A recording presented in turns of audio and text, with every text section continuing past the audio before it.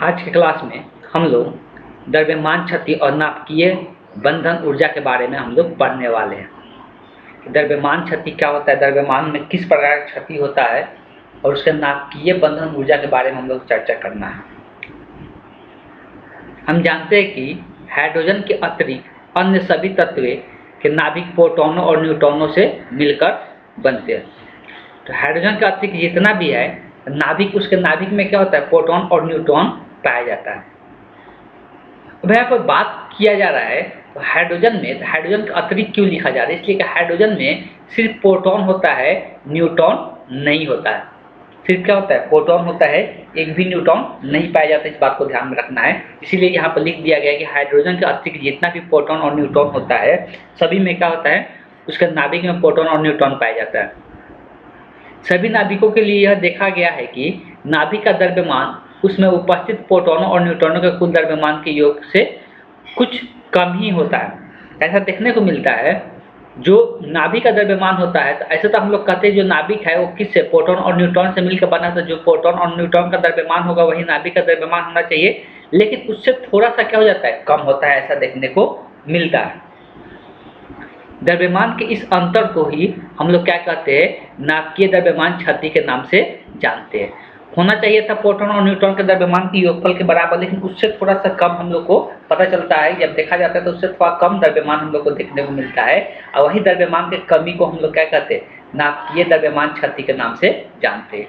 यदि किसी तत्व का नाभिक के नाभिक के बारे में दिया हुआ है कि उसका प्रोटॉनों की संख्या, मतलब यहाँ पर बोल सकते हैं कि ये है परमाणु संख्या और ये होता है द्रव्यमान संख्या, तो ये दोनों को निरूपित कर रहा है। तो किस प्रकार से हम लोग द्रव्यमान क्षति को दर्शा सकते हैं उसके बारे में हम लोग समझेंगे। सबसे पहले द्रव्यमान क्षति का हम लोग डिफिनेशन लिखेंगे। हेडिंग डालना है नाभिकीय द्रव्यमान क्षति। हेडिंग क्या डालना है, सभी को ये हेडिंग नहीं डालना है नाभिकीय द्रव्यमान क्षति। नाभिकीय द्रव्यमान क्षति, नाभिकीय द्रव्यमान क्षति। अब यहाँ से लिखना है नाभिक का द्रव्यमान। हम जहाँ से बोल रहे हैं नाभिक का द्रव्यमान, उसमें उपस्थित प्रोटॉन तथा न्यूट्रॉनों के द्रव्यमान के कुल योग से कुछ कम होती है। द्रव्यमान के इस अंतर को ही नाभिकीय द्रव्यमान क्षति कहा जाता है। बस इतना लिख लेना, नाभिकीय द्रव्यमान क्षति कहा जाता है। अब हम किसी तत्व को लेकर समझाना चाहते हैं कि नाभिकीय द्रव्यमान क्षति का मान कितना आएगा। ये जो नाभिकीय द्रव्यमान क्षति है इसका मान कितना आएगा, हम लोग यहाँ पर इसको डिस्कस करेंगे।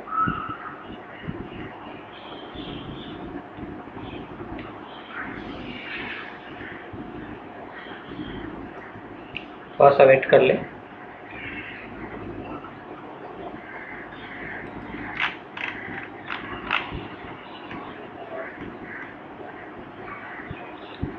ठीक है, तो हम लोग चर्चा कर रहे थे, तो देख लेते हैं नाभिकीय द्रव्यमान क्षति। अब ऐसे तो डिफिनीशन से हम लोग समझ चुके, लेकिन अब हम लोग उसको करके दिखाएंगे किस प्रकार से हम लोग कितना द्रव्यमान का क्षति होता है, उसका फार्मूला क्या निकल के आ रहा है, इसके बारे में चर्चा करेंगे। तो सबसे पहले एक तत्व हम लोग लेते हैं, एग्जाम्पल के रूप में इसको समझते हैं किस प्रकार से होगा।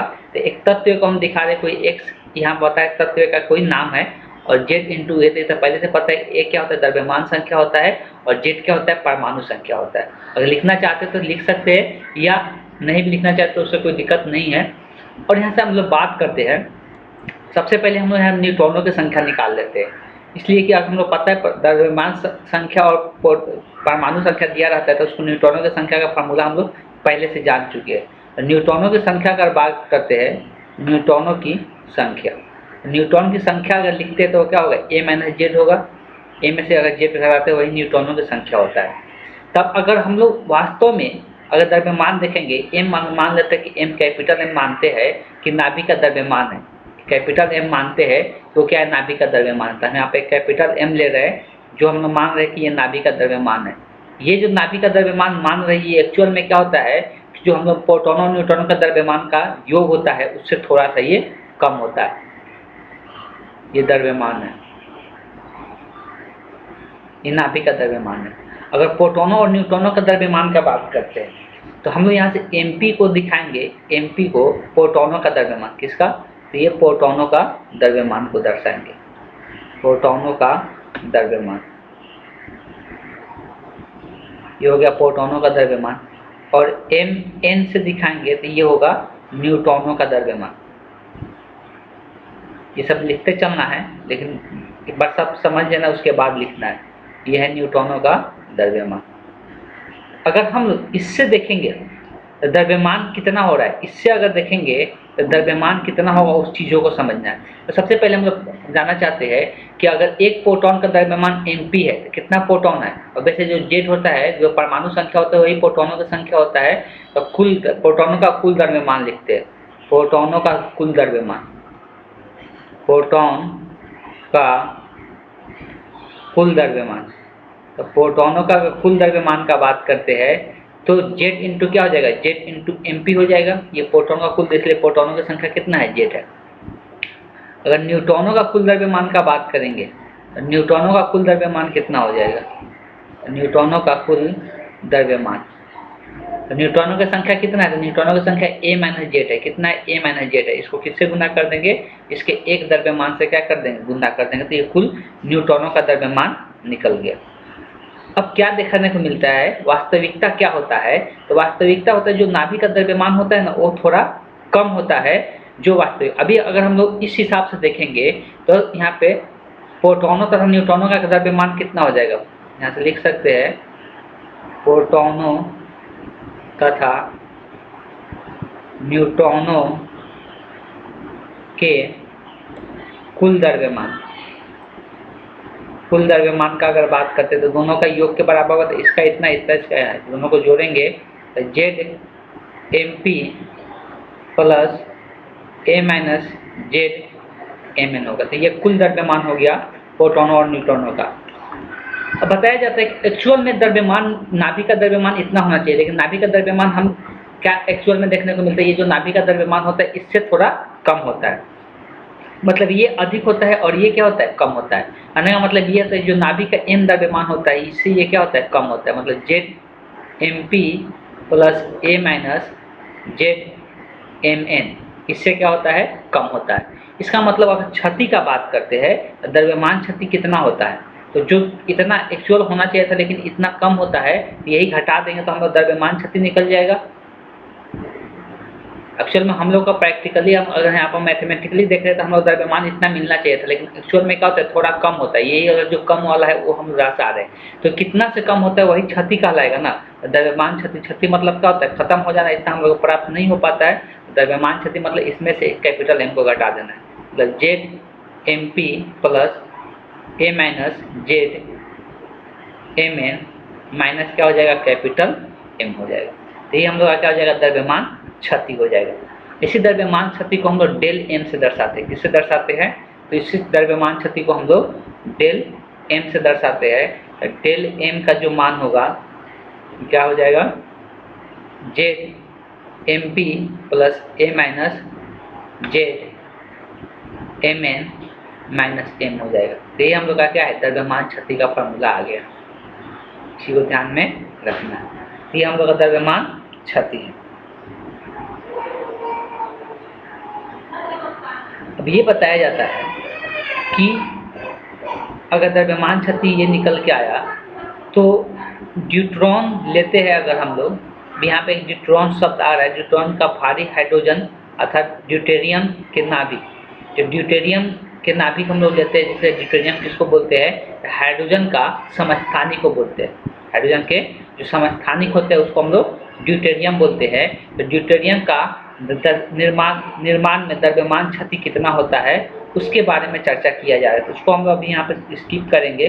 तो ड्यूटेरियम का निर्माण कैसे होता है, तो एक प्रोटॉन और न्यूट्रॉन को मिलने से क्या होता है, ड्यूटेरियम का निर्माण होता है। एक प्रोटॉन और न्यूट्रॉन मिलने से क्या होता है, ड्यूटेरियम का निर्माण होता है, जिसको हम लोग हमारे हाइड्रोजन का समस्थानिक भी कहते हैं। और उसका निर्माण होने में जो द्रव्यमान का क्षति होता है, उस क्षति का दिया हुआ कि उससे कितना ऊर्जा मुक्त होता है। जब उसका द्रव्यमान क्षति होगा तो उससे ऊर्जा कितना मुक्त होता है उसके बारे में हम लोग चर्चा करते हैं।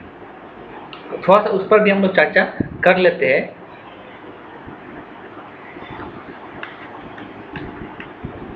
इसलिए उसको हम लोग बाद में चर्चा करेंगे। सबसे पहले आगे वाला जो चर्चा है उसको हम लोग करते हैं। अब हम लोग चर्चा करेंगे नाभिकीय सम। अब जो देखो, यही ऊर्जा का क्षति के कारण ही क्या होता है, यही द्रव्यमान के क्षति के कारण क्या होता है, ऊर्जा उत्पन्न होता है। इसी द्रव्यमान के क्षति के कारण क्या होता है, ऊर्जा में ऊर्जा हम लोग को नाभिकीय ऊर्जा मिलता है। और वही नाभिकीय ऊर्जा कितना मिलता है हम लोग उस पर चर्चा करने वाले हैं। तो सबसे पहले आते हैं हम लोग नाभिकीय ऊर्जा के बारे में थोड़ा सा चर्चा कर लेते हैं।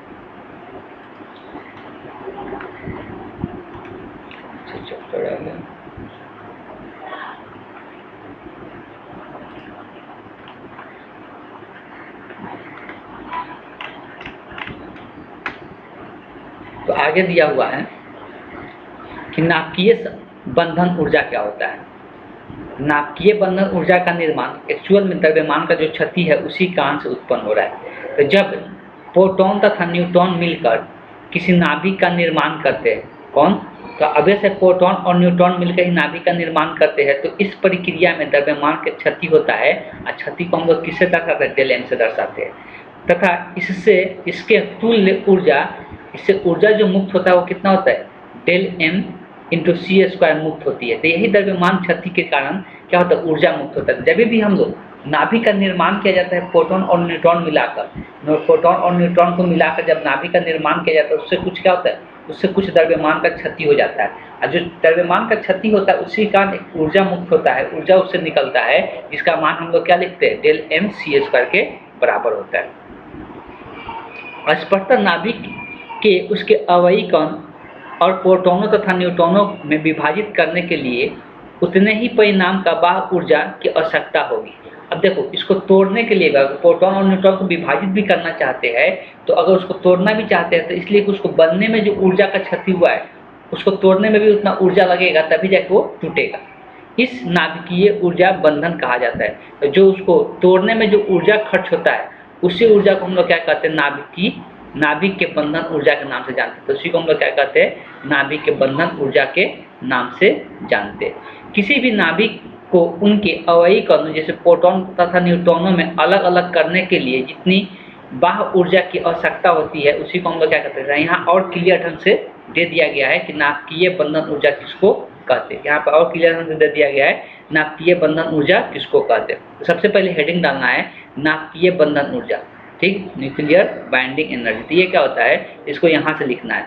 किसी भी नाभिक को उसके अवयवी कण कौन, प्रोटॉन तथा न्यूट्रॉन को में अलग अलग करने के लिए जितनी बाह्य ऊर्जा की आवश्यकता होती है उसी ऊर्जा को नाभिक के नाभिकीय ऊर्जा बंधन हम लोग कहा जाता है। इसको यहाँ तक लिख लेना है, इसको यहाँ तक लिख लेना है, ठीक है। बात समझ में आया। अब इसमें से हम लोग थोड़ा सा मानते हैं कि माना कि पैराग्राफ चेंज करके लिखना है, माना कि किसी नाभिक का द्रव्यमान क्षति डेल एम होता है, तो उसका नाभिक के बंधन ऊर्जा उसको नीचे लिखना है। नाभिक का बंधन ऊर्जा डेल बी बराबर क्या होता है, डेल एम इंटू सी स्क्वायर के बराबर होता है, डेल एम इंटू सी स्क्वायर के बराबर होता है, ठीक है। तो इस चीज़ को यह फॉर्मूला के तौर पे आ गया कि जो नाभिकीय बंधन ऊर्जा होगा उसको फिर तोड़ने में तो उतना ही ऊर्जा खर्च होगा, डेल एम सी स्क्वायर के बराबर होगा। एक बात किया जाता है ड्यूटेरियम का बनाने के लिए। तो अब यहाँ पे एक एग्जाम्पल लेते हैं। एग्जाम्पल क्या लेते हैं कि जब हम लोग प्रोटॉन और न्यूट्रॉन को जोड़ते हैं, किसको, ये प्रोटॉन पी से दर्शाया जा रहा है, न्यूट्रॉन को एन से दर्शाया जा रहा है। जब दोनों को जोड़कर किसका निर्माण करते हैं, ड्यूटेरियम का निर्माण करते हैं। ड्यूटेरियम असल में क्या होता है, तो ड्यूटेरियम हम लोग बोलते हैं हाइड्रोजन के समस्थानिक को 1 और 2। इसमें क्या होता है कि इसमें एक प्रोटॉन, इसमें पहले हाइड्रोजन में एक ही होता है, सिर्फ एक ही प्रोटॉन पाया जाता है। इसमें एक क्या किया जाता है, न्यूट्रॉन जोड़कर ड्यूटेरियम बनाया जाता है। ये ड्यूटेरियम का निर्माण होता है। इसमें जो ऊर्जा का निर्माण होता है वो कितना ऊर्जा का निर्माण होता है, ये क्या है, तो ये हम लोग बोल रहे हैं इसकी, ये किसको दर्शाया जा रहा है, ये है प्रोटॉन को, ये दर्शाया जा रहा है किसको, प्रोटॉन को। यहाँ पर लिख भी सकते हैं, ये दर्शा रहे प्रोटॉन को और ये दर्शा रहे न्यूट्रॉन को। ये लिखना है इसके बाद, ये लिखने के बाद ये न्यूट्रॉन को दर्शाया जा रहा है। इससे जो ऊर्जा उत्पन्न हो रहा है, इससे पहले क्या बन रहा था, इससे बन रहा है ड्यूट्रॉन, उसको हम लोग क्या कहते हैं, तो इसको हम लोग ड्यूट्रॉन कहते हैं, ड्यूट्रॉन बनता है। इस ड्यूट्रॉन को बनने में जो ऊर्जा खर्च होता है उसके बाद इसको नीचे लिख लेना है। ड्यूट्रॉन के बंधन ऊर्जा जो होता है कितना होता है, मतलब इसको तोड़ने के लिए भी उतना ही ऊर्जा चाहिए, इसको तोड़ने के लिए भी क्या इतना ही ऊर्जा, इसको जोड़ने के लिए भी इतना ही ऊर्जा चाहिए, इसको तोड़ने के लिए भी क्या चाहिए, इतना ही ऊर्जा चाहिए। तो यहाँ पे जोड़ने का बात हो रहा है, यहाँ पर क्या है, तोड़ने का बात हो रहा है, ठीक है। तो ये है जोड़ने के लिए, ये क्या है, जोड़ने के लिए है। अगर तोड़ने का बात है तो तोड़ने का मतलब क्या है कि ये दोनों आपस में जुड़ा हुआ है, इसको क्या कर रहे हैं, अलग अलग कर रहे हैं। तो अलग अलग करने के लिए भी हम लोग ऊर्जा कितना का जरूरत पड़ेगा, 2.22 मेगा इलेक्ट्रॉन वोल्ट है, ये क्या है, तो मेगा इलेक्ट्रॉन वोल्ट में इतना ऊर्जा की आवश्यकता पड़ेगा। तो ये थोड़ा सा ध्यान में रखना है। ये ऊपर में दिया हुआ था, लेकिन यहाँ पे हम इसको बताए, जैसे कि यहाँ पे दिया हुआ था कि इसको बनाने में, ठीक है, इसको बनाने में जो ऊर्जा, हाँ, ड्यूटेरियम के निर्माण में द्रव्यमान क्षति निकाला गया था। ड्यूटेरियम के निर्माण में जो द्रव्यमान क्षति होता है वो कितना होता है। तो अभी देखो, थोड़ा सा यहाँ पर वेट कर लेना है। ये जो लाइन लिखे है ना, ये जो लाइन लिखने के बाद इसको पहले नहीं लिखना है, ये लाइन लिखने के बाद लिखना है ड्यूट्रॉन के निर्माण करने में, ड्यूट्रॉन को निर्माण करने में द्रव्यमान क्षति, ड्यूट्रॉन को निर्माण करने में द्रव्यमान क्षति 2.2 मेगा इलेक्ट्रॉन वोल्ट होता है, 2.2 मेगा इलेक्ट्रॉन वोल्ट होता है। फिर लिखना है नीचे में, इसी प्रकार ड्यूट्रॉन की बंधन ऊर्जा, मतलब ड्यूट्रॉन को तोड़ने में, ऐसे लिख लेना, ड्यूट्रॉन को तोड़ने में बंधन ऊर्जा 2.2 मेगा इलेक्ट्रॉन वोल्ट होती है, 2.2 मेगा इलेक्ट्रॉन वोल्ट होता है। तो तोड़ने में भी उतना ही चाहिए और उसको बनाने में भी, मतलब उसमें द्रव्यमान क्षति जितना होता है वही क्या होता है, उसको तोड़ने में भी उतना ऊर्जा की आवश्यकता पड़ता है। उसी को हम लोग क्या कहते हैं, तो नाभिकीय बंधन ऊर्जा के नाम से जानते हैं ड्यूटेरियम को बनाने के लिए, ठीक। आगे हम लोग चर्चा करेंगे बंधन ऊर्जा वक्र। ये बंधन ऊर्जा वक्र क्या है, इसके बारे में हम लोग जानेंगे।